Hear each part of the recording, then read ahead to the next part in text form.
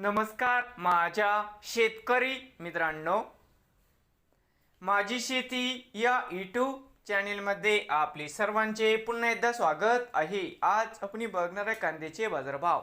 महाराष्ट्र राज्यातील कृषी उत्पन्न बाजार समिती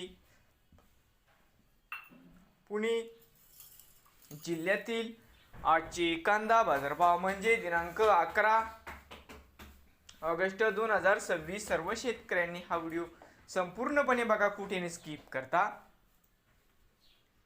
कांदा दरामध्ये होते चांगली वाढ। बाजार समिती पुणे खडकी या ठिकाणी आवक 14 क्विंटलची कमीत कमी 717, 1000 जास्तीत जास्त 1300 रुपये क्विंटल।